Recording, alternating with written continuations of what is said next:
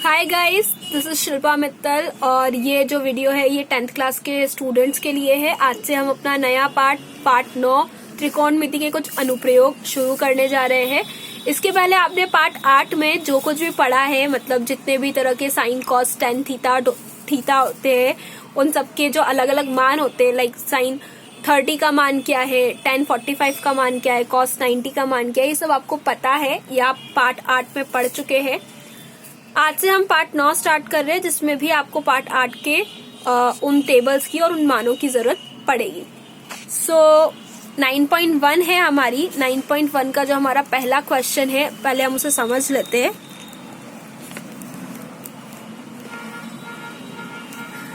हमारा जो first question दे रखा है, हमें बोल रखा है कि एक सर्कस का एक कलाकार है जो कि 20 मीटर लंबी डोरी पर चढ़ रहा है, और वो जो डोरी है वो एक स्तंभ के एक खंबे के शिखर से, मतलब टॉप से बंधी हुई है, ग्राउंड लेवल तक, जमीन तक बंधी हुई है। ऐसी ये जो रस्सी है, इसके ऊपर कोई चल रहा है।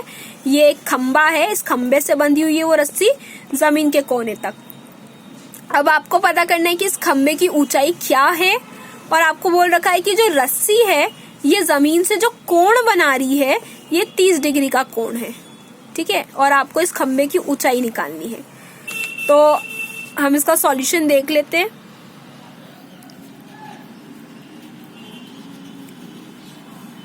आपको क्या दिया गया है कि ए बी क्या है, एक तरीके का खंबा।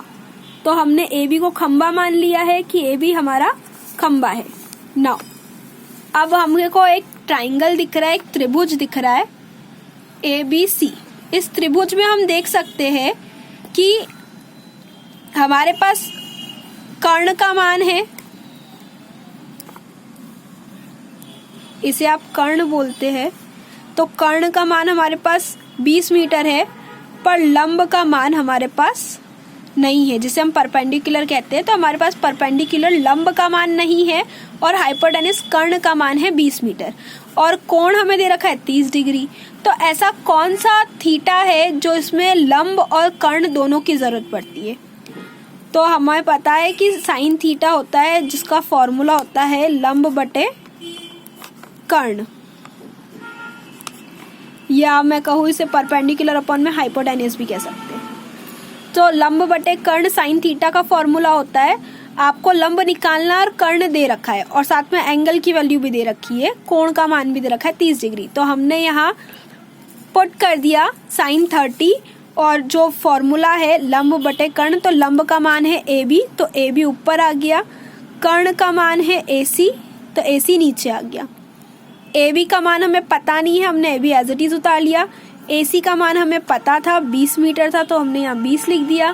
साइन 30 का मान आप पार्ट 8 की टेबल में से देखेंगे तो आपको पता चल जाएगा कि साइन 30 के कोण का मान होता है 1/2 1/2। नाउ यहाँ हम तिर्यक गुणा विधि करेंगे, जिसे हम क्रॉस मल्टीप्लिकेशन भी कहते हैं।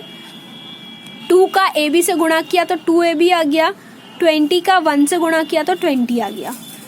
2 और ए बी के बीच कोई साइन नहीं है, मतलब क्या है, मल्टीप्लाई का साइन है, गुणा का साइन है। अब ये गुणा जब RHS साइड में जाएगा तो भाग में चला जाएगा। इन दोनों को भाग दिया तो आपका आंसर आ गया 10 मीटर।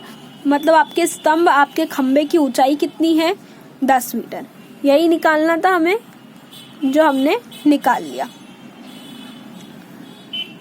इस प्रश्न में आपको कोई भी समस्या हो, कोई प्रॉब्लम, कोई डाउट हो, तो आप मुझसे कमेंट सेक्शन में कमेंट करके पूछ सकते हैं। क्वेश्चन नंबर 2 आप लोगों का होमवर्क है, ट्राई कीजिएगा। अगर कोई प्रॉब्लम आए तो आप मुझसे कंसल्ट कर सकते हैं। Thank you.